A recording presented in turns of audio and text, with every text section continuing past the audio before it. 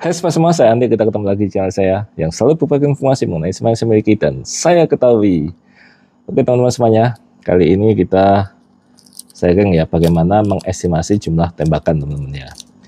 Jadi sering kali teman-teman kalau tanya ke saya gitu ataupun kemana-mana gitu ya, yang saya lihat di YouTube itu selalu bertanya berapa PSI per shoot, berapa PSI per shoot ya. Padahal dulu kita jelasin ya, PSI per shoot itu relatif terhadap tabung teman-teman ya. Kalau tabungnya kecil ya pasti gede sekali ya. Kalau tabungnya gede ya pasti kecil sekali PSI per shootnya ya. Nah itu bagian lain teman-teman. Sedangkan kita kalau setting senapan, satu kali isi itu diusahakan di 60 kali ya, 60 kali nembak ya. 60 kali nembak karena ada di lomba ya, itu standarnya di lomba. Enggak segitu juga nggak apa-apa ya. Kalau di lomba hanya 30 kali nembak susah, nanti begitu izin ya nggak dapat izin kita berdiri kena disa ya. Jadi harus paling tidak itu ada di sekitar 60 lah ya, 55 boleh kan gitu ya. Terutama untuk bandress ya. Untuk menyeting itu ya kita gimana caranya ya, gampang ya teman-teman ya. Yang pertama ya isi penuh, kemudian tembakan ya sampai di pressure yang kita inginkan, beberapa kali coba ya. Itu kalau mau kita ngitung seperti itu. Atau juga bisa diestimasikan teman-teman ya, dari mana? Dari manual regulator ya. Kayak seperti ini ya, ini regulator di belakang ini sudah saya setting di 1800 contohnya ya. Begitu ditembakkan ya, ini saya lihat ya. Saya lihat sekali tembakan. Nah, dia akan turun teman, pasti goyang tuh, tek tek ya. Ini goyangnya ada di sekitar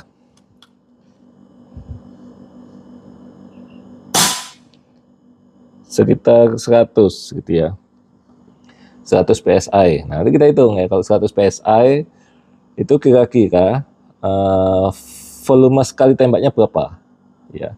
Nah, untuk menghitung itu kita harus tahu volume chamber teman-teman ya, volumenya berapa, kemudian kita bisa hitung ya. Bagaimana cara menghitungnya? Yuk kita simak yang berikut ini. Oke teman-teman semuanya, kita coba gambar ya. Di sini seandainya ada manu ini ada di chamber ya.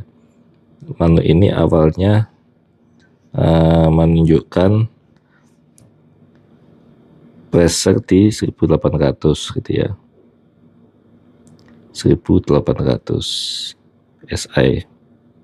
Kemudian setelah ditembakkan ya, dia akan goyang ke 1600 PSI ya, 1600 PSI.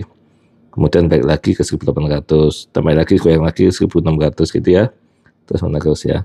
Artinya ada konsumsi 200 PSI ya. Kemudian kita misalkan volume chambernya itu, volume chamber ada di 30 cc gitu ya. Kemudian kita pakai tabung 480 cc ya, ini misalkan aja teman-teman.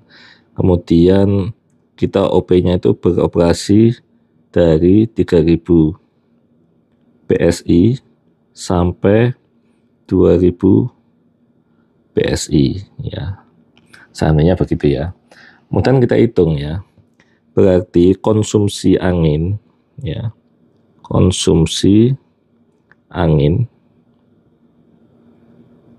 itu volumenya sama dengan 200, itu selisihnya itu ya, 200 PSI dibagi 1800 PSI ya, dikalikan volume chamber teman-teman 30 cc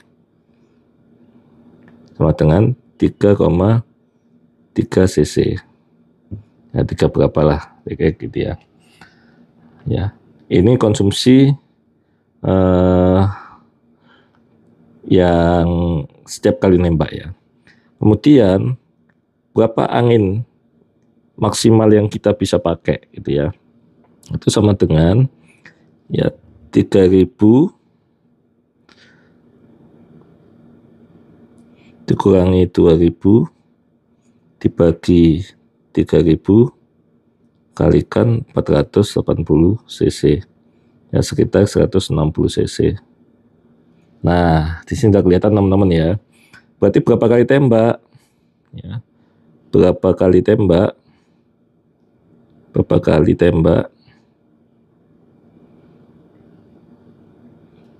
160 dibagi 3,3 ya, sekitar 48 kali. Nah, begitu hitung teman-teman ya. Nah, kita hitung balik ya. Dari 3000 ke 2000 itu ada 1000 PSI ya. Berarti satu kali tembak ya, 1000 dibagi 48 ya, sekitar 21 lebih lah, di atas itulah ya, PSI per shoot. Nah, begitu teman-teman ya.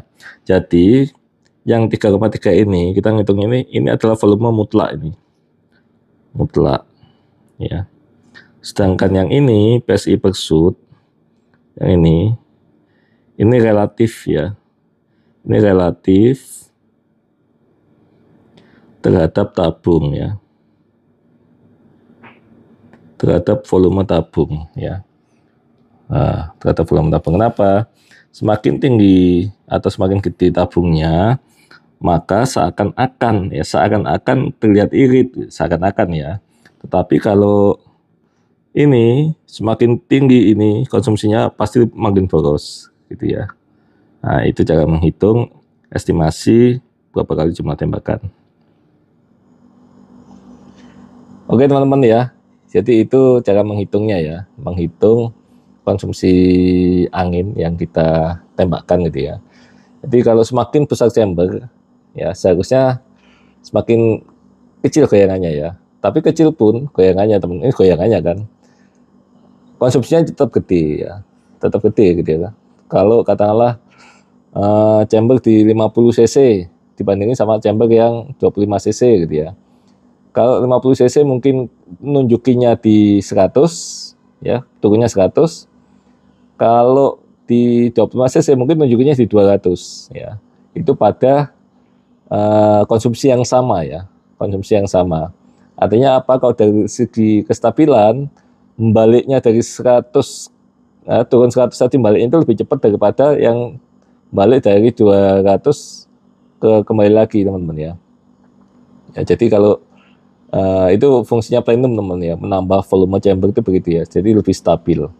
Kalau kita sering nembaknya cepat, itu baliknya regulator itu lebih cepat jadinya ya, tekanan turunnya nggak jauh teman-teman ya. Nah, itu kenapa volume chamber yang gede itu penting, bukan hanya mengenai speed teman-teman, tapi juga mengenai kestabilan ya. Sudah bisa ya menghitungnya ya. Jadi jangan tanya lagi PSI per shoot berapa, PSI per shoot berapa, tanpa tanya tabungnya ukuran berapa. Selalu begitu ya, PSI per shoot berapa pada tabung berapa gitu ya. Karena beda tabung ya beda teman-teman. Kalau kita nembak dari scuba yang 9 liter ya nggak habis-habis gitu kan ya, kelihatannya kecil, mungkin bisa 2 PSI per shoot gitu ya, turunnya ya 2 PSI per shoot ya, nembaknya dari tabung gede gitu ya. Jadi kalau kita ukuran 15 PSI per shoot ya, bukan itu menunjukkan kalau kita 16 PSI per shoot, itu menunjukkan bahwa kalau 16 PSI 1000 PSI turun itu ada di 60 kali tembakan ya. Kalau saya hitungnya begitu. Jadi relatif terhadap jumlah tembakannya, bukan keiritannya ya. Yang PSI per shoot itu bukan keiritannya gitu ya, tapi relatif terhadap jumlah tembakan. Kalau saya ngitungnya gitu. Kalau 20 PSI per shoot, saya tanya berapa PSI per shoot, 20, berarti tabung itu tidak akan bisa nembak sampai 60 ya. Berarti 1000 dibagi 20, 50 aja itu. Kalau turunnya yang saya mau 1000 gitu ya. Artinya begitu ya, bukan mutlak ini nanti lebih boros atau enggak seperti itu ya, PSI per shoot itu ya. Ya sangat tricky, sangat tergantung dari tabung ya. Itu saja yang bisa disampaikan teman-teman semuanya. Jangan lupa like, share, and subscribe. Salam selaras. See you.